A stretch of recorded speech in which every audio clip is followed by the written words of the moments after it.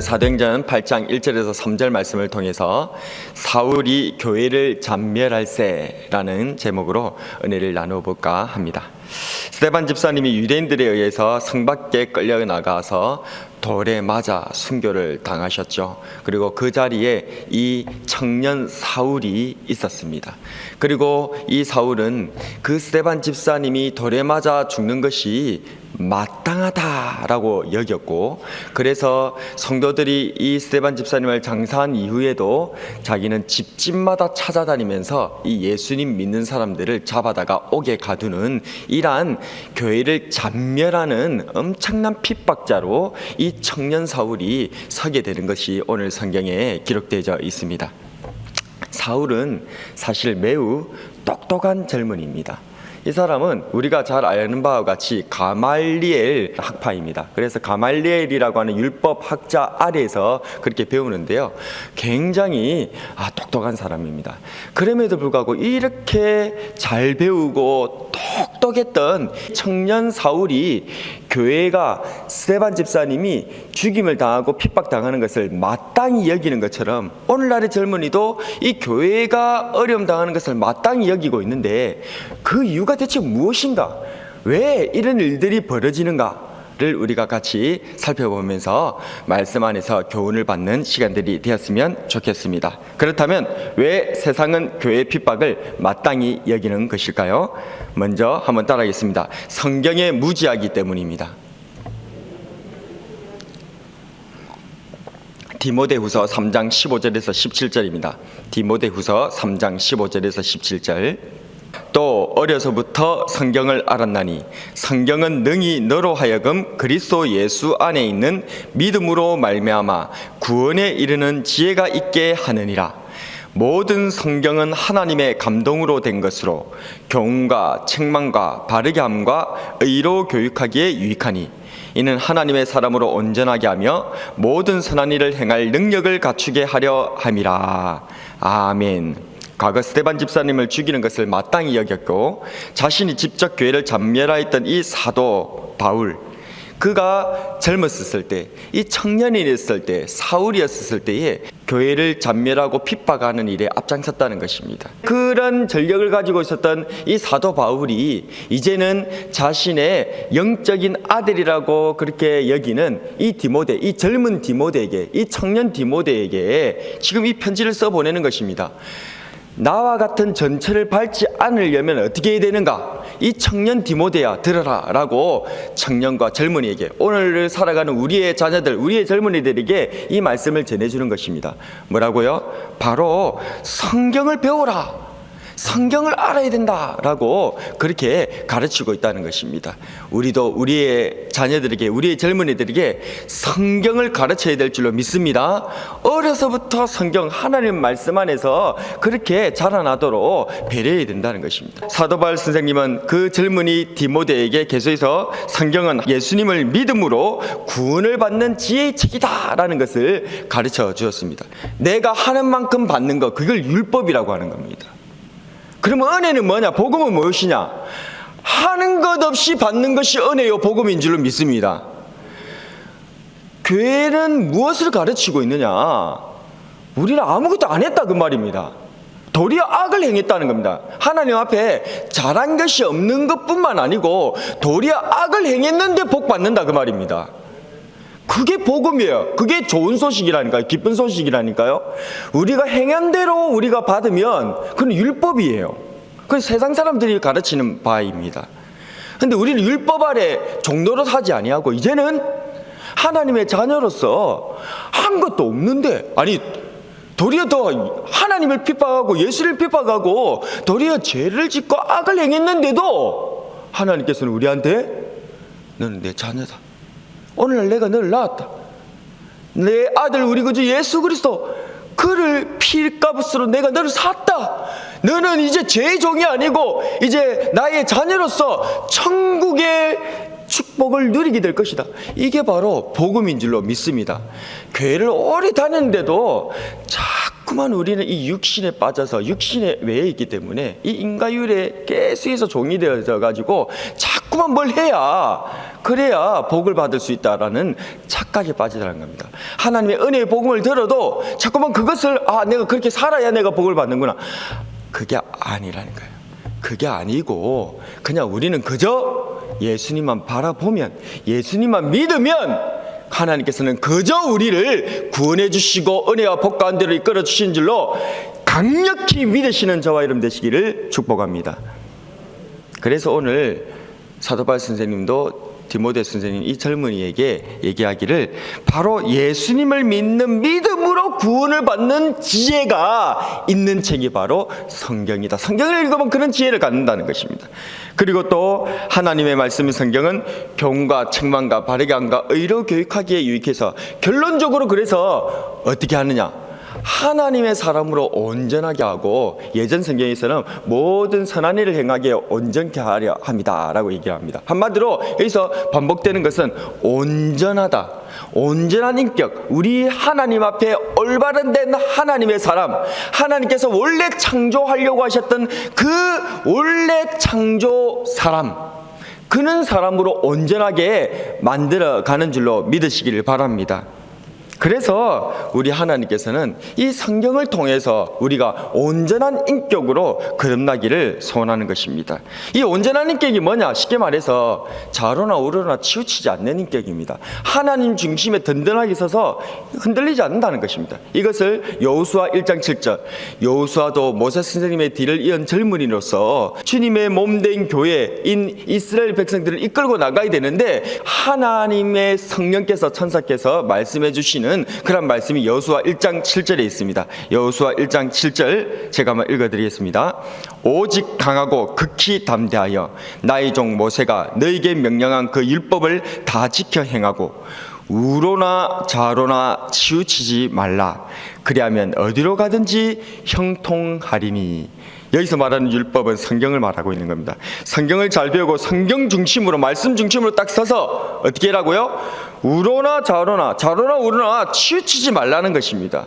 성경이 그렇게 해준다는 것입니다. 그런데 오늘날 성경 중심으로 살아가지 못하면 우리는 치우친다는 겁니다. 좌로 우로 치우친다는 것입니다. 그래서 이것을 흔히들 말하는 좌파 우파 이런 식으로 된다 그 말입니다. 자꾸만 이렇게 좌로 우로 치우치니까 하나님 중심 가운데 서지 못하고 말씀 가운데 올바로 서지 못하고 계속해서 우리 땅의 젊은이들이, 우리의 자녀들이 좌로 우로로 치우치면서 그렇게 사람들의 다수의 흐름에 휩싸여서 그렇게 살아가더라는 것입니다. 오늘 성경 마땅히 여기다. 바울이 스데반 집사님이 죽임을 당하는 이것을 마땅히 여겼다라고 그렇게 성경은 얘기하고 있는데요. 마땅히 여기다라는 말은 헬라어로 슈도케오라고 이렇게 합니다. 그 말은 함께 기뻐하다, 동의하다, 함께 찬성하다, 다른 사람들 다수의 얘기에 맞다 그렇게 하는 것이 지금 시누도케오, 마땅히 여겼다 그 말의 의미라 그 말입니다. 당시 스데반 집사님은 한 사람이었고 그를 반대하는 사람들은 다수였습니다. 이 다수가 함께 의견을 모아서 함께 스데반 집사님을 돌로 쳐 죽였다는 겁니다. 이게 바로 함께 그것을 맞다라고 생각하고 동의하고 찬성하는 이런 것들, 이게 바로 다수의 흐름이다 그 말입니다. 우리가 하나님의 말씀 앞에서 올바로 중심 가운데 서 있지 못하면 다수의 흐름에 노출되어져서 그냥 거기에 그냥 쑥 흘러 들어가 버린다는 것입니다. 군중심리라는 말이 있습니다. 사람이 개인으로 존재할 때는 자기의 그런 어떤 개인의 의사, 개인의 생각, 아니면 자기의 그런 도덕적인 그런 책임감, 이런 것들이 올바로 발동해가지고 올바른 판단을 한다는 겁니다. 그런데 사람이 다수에 쑥 휩쓸려 버리고 군중에 휩쓸려 버리면 그 개인이 암만 똑똑하고 암만 평상시에 책임감 있고 암만 도덕적으로 살아도 그 개인의 도덕과 책임감이 싹 사라져 버리더라는 것입니다. 이것을 또한 책임감 분산이라고 하는 그러한 단어로 표현할 수 있는데요. 어떠한 일들이 있는데 그 일들에 대해서 사람들이 그 일을 목격한, 그 일에 관계된 사람들이 많을수록 책임감은 분산된다는 거예요. 그래서 교회에서도 교회의 일을 맡을 때에 중직을 세우는 겁니다. 교회에서도 그래서 우리 장로님들을 세워가지고 당회로 그렇게 가는 거예요. 왜요? 그냥 성도 모든 사람들에게 다 그냥 흩어가지고 같이 교회를 이끌어가자 하면 어떻게 된다고요? 책임감이 분산돼 버리는 거예요. 그러니까 네 일도 아니고 내 일도 아니게 돼 버린다 그 말입니다. 그래서 이 책임감이 분산되지 않도록 다수의 흐름에 노출되어져서 그렇게 휩쓸리지 않게 하기 위하여서 우리는 하나님 앞에 올바로 서 나가야 되는데, 우린 인생인지라 그냥 툭하면 하나님 중심으로 안 쓰면 다수의 흐름에 그렇게 휩쓸려 버린다는 겁니다. 3인 성호라고 하는 말이 있습니다. 중국 전국시대 위나라 해왕에게 방총이 했던 말입니다. 바로 저작거리에서 세 사람이 그냥 똑같이 입을 맞춰버리면 말을 하면 없던 호랑이도 만들어낸다는 거예요. 한 사람이 호랑이다 이렇게 얘기하면 사람들이 무슨 호랑이야 이러는데, 두 사람이 호랑이 봤다, 지금 호랑이가 여기 있다 이렇게 하면 호들갑 떨지 마라. 근데 세 사람이 똑같이 우리 이 교회 앞마당에 호랑이가 나타났다고 정색을 하면서 얘기를 하면 사람들은 호랑이가 있다고 생각한다 그 말이에요. 그래서 3인성호, 이게 바로 무엇을 얘기하느냐, 인생은 다수의 흐름에 쉽게 무너진다 그 말입니다. 휩쓸린다는 것입니다. 이 사울 청년도 다수가 같이 모여서 스데반 집사님과 교회를 핍박하고 죽이고 잔멸하는 것이 맞다라고 박수를 쳐주니까 그게 진짜 맞는 줄 알고 이 젊은이가 그렇게 자기의 생명을 바쳐가면서까지 그렇게 열정적으로 교회를 잔멸하는 데 뛰어들더라는 것입니다. 또한 하나님 말씀 중심으로 살아가지 않으면 대세에 휩쓸리기가 쉽습니다. 강에서 수영하는 것은 바다에서 수영하는 것보다 참 어렵습니다. 왜 그렇습니까? 물론 바다가 부력이 있어가지고 잘 물에 뜨니까 그 길에서 강이 바다에 비해서 참 수영하기가 어려운 것도 있습니다. 그런데 더 결정적으로 강이 바다보다 수영하기 어려운 것은, 강은 흐르는 물이기 때문에 그렇습니다. 한쪽으로 흘러내리고 심지어 이 강이 많은 비로 인해서 그것이 불어났었을 때에는 제 아무리 수영선수라고 하더라도 그 강에 쉽게 들어가지 못합니다. 큰일 납니다. 그 강에 그 흘러가는 그 물의 대세의 흐름을 이 수영선수라고 하더라도 그것을 거스를 수 없다는 거예요. 그렇기 때문에 이 대세의 흐름에 의해서 우리가 휩쓸린다는 것은요, 웬만한 사람은 그 대세의 흐름을 그렇게 거스르지 못한다는 것입니다. 그렇습니다. 세상의 이치도 마찬가지입니다. 다수가 모여서 없던 호랑이도 만들어내고, 또 이를 통해서 대세를 이루게 되면 마치 거센 강물을 수영선수라도 거스를 수 없는 것과 같이 제 아무리 똑똑하고 강단 있는 사람이라 할지라도 쉽게 이러한 대세를 거스를 수가 없다는 것입니다. 그 단적인 예가 바로 오고 오는 세대에 우리 예수님 믿는 사람들의 입에 그렇게 욕을 먹으면서 오르내리고 있는 사람 누굽니까? 본디오 빌라도 아니겠습니까? 이 본디오 빌라도는 예수님 당시에 유다 총독이었습니다. 사람을 살리고 죽이는 데에 대한 결정권이 그에게 있었습니다. 그는 예수라고 하는 이 제수를 봤었을 때에 그 사람을 살펴보니까 자기가 봤었을 때 자기의 총명한 머리와 그리고 자기의 판단력으로 그것을 봤었을 때 이 예수라고 하는 사람은 사형을 받을 만한 제수가 아니라는 것을 단번에 알게 되었습니다. 심지어는 자기 아내가 또 꿈에서 이분이 의인이라고 자기가 살기 위해서 그렇게 노력했다면서 그 당일날, 판결하는 그 당일날 사람을 보내가지고 제발 이 의인에 대해서 손대지 말라고, 이 예수라고 하는 이 사람을 그렇게 죽이지 말라고 그렇게 호소를 들었던 사람이 바로 이 본디오 빌라도입니다. 개인적으로는 예수님에 대해서 올바른 생각들을 가지고는 있었죠. 그러나 대세의 흐름, 당시의 대제사장을 주축으로 해서 유대인들이 예수라고 하는 이 젊은이를 죽이라고 폭동이 일어날 것 같은 그러한 사람들의 그러한 대세의 흐름, 다수의 그러한 이 얘기들, 거기에 이 본디오 빌라도가 버텨내지는 못하더라는 것입니다. 그냥 거기에 같이 동조해 버리더라는 것입니다. 우리는 이를 통해서 우리의 다음 세대 교육이 얼마나 중요한가를 깨달아야 하는 것입니다. 오늘날 우리의 자녀들에게도 사회주의, PC주의, 페미니즘, 공산주의 이런 하나님을 대적하는 그러한 사상들이 얼마나 많이 몰려드는지 모릅니다. 우리는 이 부분에 대해서 굉장히 중심적으로 바로 서 나가야 됩니다. 민주주의, 그것도 마찬가지입니다.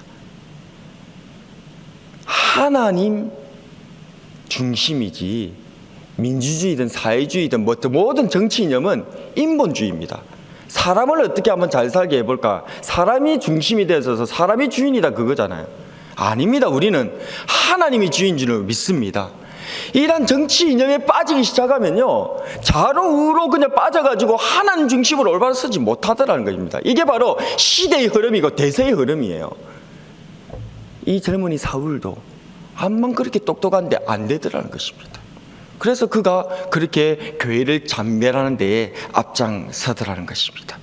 우리도 우리의 자녀들에게, 우리 젊은이들에게 성경 중심으로 가르쳐야 될 줄로 믿습니다. 두 번째로, 왜 세상은 교회의 핍박을 마땅히 일까요? 성령님을 만나지 못했기 때문에 그렇습니다. 고린도전서 12장 3절입니다. 그러므로 내가 너희에게 알리노니 하나님의 영으로 말하는 자는 누구든지 예수를 저주할 자라 하지 아니하고 또 성령으로 아니하고는 누구든지 예수를 주시라 할 수 없느니라. 성경을 어려서부터 배워서 다수의 흐름과 시대적 이란 대세에 그것에서 벗어나기 위해서 몸부림친다 할지라도, 그러나 결정적으로 예수님에 대해서 알려면 성령님을 만나야 되는 줄로 믿습니다. 우리의 자녀들이, 우리 젊은이들이 성경을 어려서부터 배우는 것과 함께 결정적으로 무엇이 필요하냐? 성령님이 필요하신 거예요. 이 젊은이 사울도요, 사실은 어릴 때부터 성경을 배웠어요.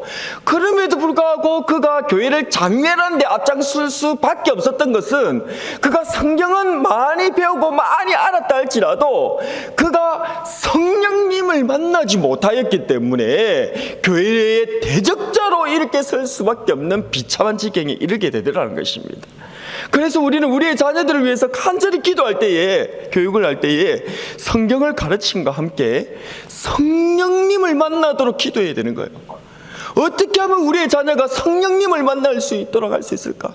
어떻게 하면 우리의 자녀가 성령님으로 충만할 수 있을까? 내 자신이 먼저 하나님 앞에 말씀과 성령으로 충만하고, 우리의 자녀들, 우리 젊은이들에게 말씀과 성령으로 충만할 수 있도록 우리는 깨어서 가르쳐야 된다는 것입니다. 이 시대의 흐름을 보십시오. 이 시대의 다수의 흐름과 이 대세의 흐름에 우리가 어떻게 저항할 수 있겠습니까?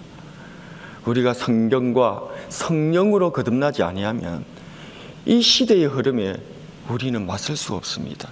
그냥 우리는 마치 죽은 물고기와 같이 그냥 강의 흐름에 따라서 흘러서 떠내려갈 수밖에 없는 것이 우리 인생이더라는 것입니다. 그러므로 우리가 이 시대를 대적하고 이 시대 가운데서 시대를 분별하여서 하나님 앞에 온전한 인격으로 서서 좌로나 우로나 치우치지 아니하려면 어려서부터 성경 중심으로 우리의 자세를 확립하고, 뿐만 아니라 성령님을 내 마음의 중심으로 모셔들여서 예수님을 주시라고 고백하는 그 고백이 저와 여러분들에게, 그리고 우리의 자녀들, 우리의 젊은이들에게 있어야 될 줄로 믿습니다. 말씀을 정리하겠습니다. 오늘 우리는 청년 사울이 스데반 집사님이 죽는 것을 마땅히 여겼다, 그리고 그가 앞장서서 교회를 잔멸하는 그런 모습들을 우리가 보게 되었습니다. 왜 세상은 교회 핍박을 마땅히 여기는 것입니까? 시대의 대세의 흐름에서 성경 중심으로 있지 아니하니까 좌로 우로 치우치더라는 것입니다. 그래서 성경 중심으로 나가야 된다. 두 번째로, 성령님을 만나지 못하니까 성경을 배워도 안 되더라는 겁니다. 성경에 깊이 있는 그 깨우침, 예수님에 대한 가르침 알지 못하더라는 겁니다. 그래서 예수님을 주라고 고백하기는커녕 예수를 저주할 자다라고 그렇게 얘기하는 자로 나가버리더라는 것입니다. 그래서 성경을 가르치고 성령님을 만날 수 있도록 우리는 깨어서 오늘도 기도하러 이 자리에 나오는 겁니다. 우리가 자녀를 위해서 무엇을 기도하겠습니까? 성경을 배우고 성령님을 만나도록 기도해야 될 줄로 믿습니다. 정치, 종교, 사상, 이데올로기로 좌로 우로 갈려져 흔들리는 속에서 오직 하나님 중심, 성경 중심, 교회 중심으로 굳게 서서 나뿐만 아니라 우리의 자녀들이 다수와 대세에 휩쓸리지 아니하고 하나님의 사람으로 온전히 서 나가게 되기를 주님의 이름으로 축복합니다. 오늘의 한 줄 설교 요약: 말씀과 성령으로 예수님을 만나자.